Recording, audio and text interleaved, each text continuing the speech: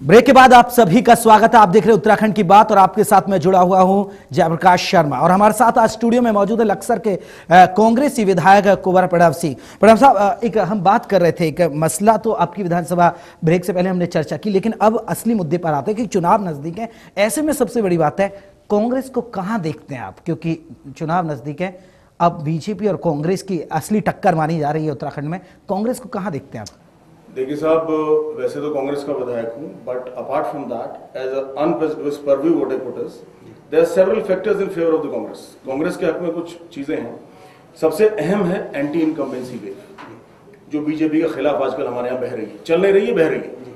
Number 2, सरकार का भ्रष्टाचार, स्टर्जिया भूमि घोटाला हो, महाकुंभ का महाघोटाला हो, यानी जब हमारी सरकार थी अर्धकुंभ हुआ था, 150 करोड़ रुपया दिया गया था।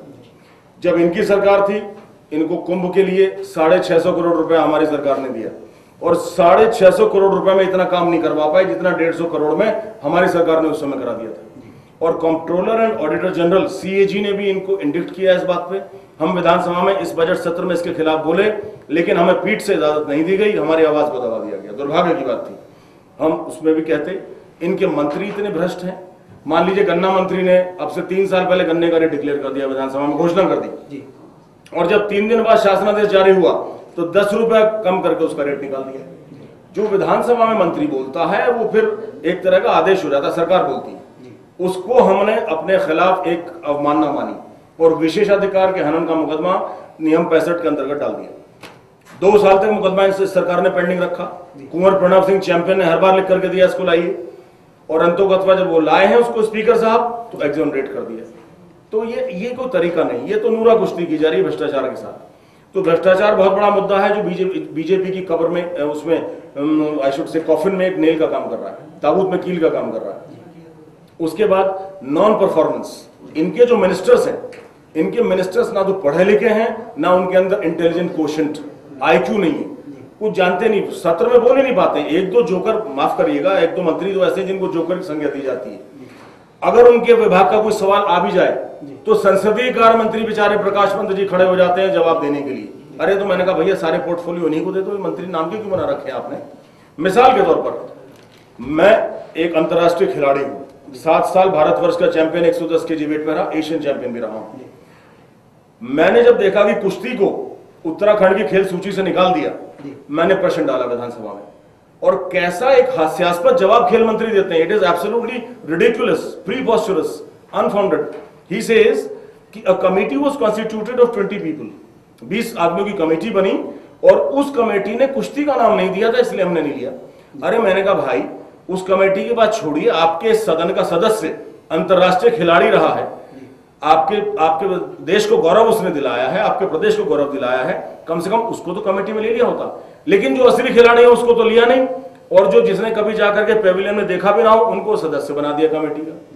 फिर जब मैंने मंत्री को खींचा तो कुश्ती को अब जाके सम्मिलित किया। आप पर मुद्दे बहुत है, मुद्दे आप कह रहे हैं कि मुद्दों के साथ कांग्रेस आ गई, लेकिन कांग्रेस में एक सबसे बड़ी बात है अंदरूनी कलह, वो भी छोटे लेवल पर नहीं, वो बड़े नेताओं के बीच है। चाहे कांग्रेस के प्रदेश अध्यक्ष यशपाल आ रहे हों या हरीश रावत है, उनकी जो अंदरूनी कलह है, तमाम जो दिग्गज नेता, उनकी जो अंदरूनी कलह है वो जग जाहिर है। ऐसे में कांग्रेस कैसे निपटेगी, क्योंकि सवाल बहुत सारे हैं। देखिए साहब, व्हाटएवर यू से, आपने जो बात कही ये एक जर्नलिस्ट पार्लेंस है, ये पत्रकारों की परिभाषा में आपने दिया है। हम लोग इसको कैसे लेते हैं? कांग्रेस एक बहुत बड़ा कुनबा है, एक विशाल सागर है, और आप जानते हैं कुनबे में तो भिन्न भिन्न राय होती है। ऐसा तो है नहीं कि परदादा की भी वही राय हो, पोते की वो राय हो, माँ की राय हो, फादर की वही राय हो, ऐसा कभी नहीं होता। लेकिन मत भिन्न हो सकते हैं। जिस समय बात कांग्रेस की आती है तो पूरा का पूरा कनवा एक साथ दिखाई देता है। तो ये जो आप बातें कर रहे हैं, ये तो इसमें जर्नलिस्ट या हमारे प्रेस के साहिबान का योगदान है कि Congress is a divided house. Congress के अंदर वन अपमैनशिप चल रही है कि मैं बड़ा मैं बड़ा मैं बड़ा। ऐसा कुछ नहीं है।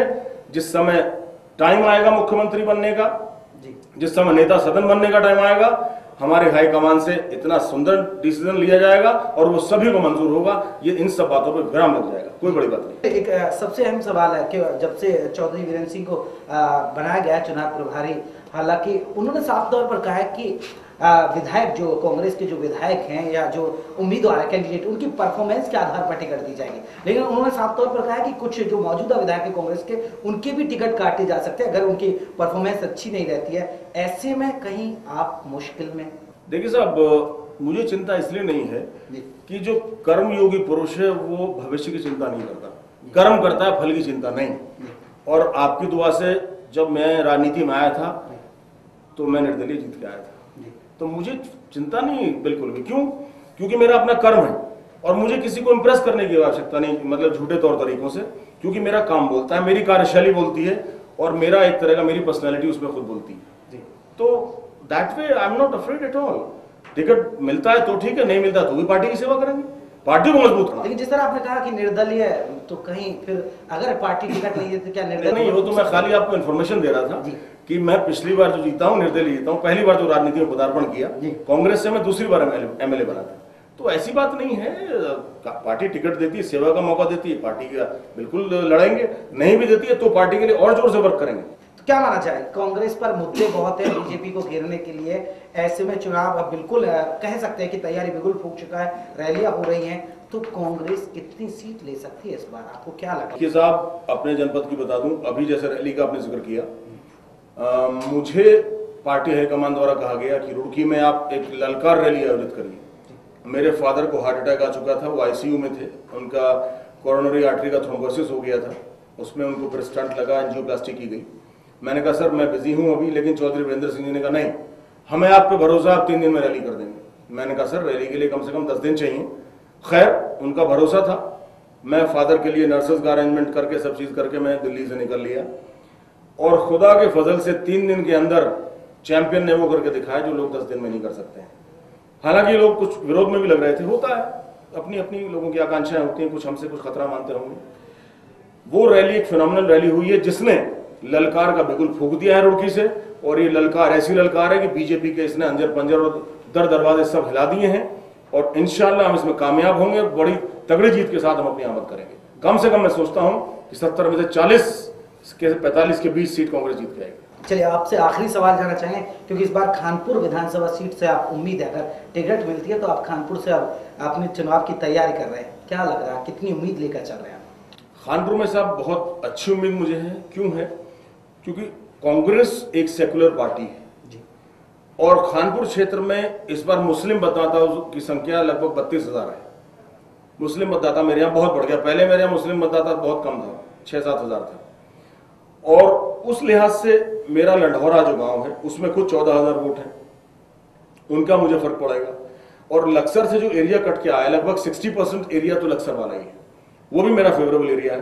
तो खानपुर तो मेरे लिए बहुत अच्छी सीट है और पार्टी सेवा का मौका देती है, तो मेरे ख्याल से विरोधियों की जमानत इंशाल्लाह जब्त करके दिखाऊंगा। चलिए बहुत बहुत शुक्रिया, आप स्टूडियो आए। हमारे साथ थे कुंवर प्रणव सिंह जो लक्सर से विधायक है, चुनावों की तैयारी अपनी पूरी बता रहे हैं, साथ ही साथ उन्होंने जो विकास के जो उनके अनदेखी के आरोप लगते रहते हैं उन पर उन्होंने साफ तौर पर अपनी सफाई दी है कि बीजेपी की जो राज्य में बीजेपी की जो सरकार है वो उनकी तरफ नजरें इनायत नहीं करती है, यानी सौतेला व्यवहार करती है। खैर तैयारी अपनी बता रहे हैं, खानपुर विधानसभा सीट से लड़ने की बात है, अगर टिकट मिलता है तो, और जीत का भी पूरा भरोसा है, लेकिन ये फैसला आप लोगों पर है, जनता पर है। उत्तराखंड की बात में बस इतना ही, नमस्कार।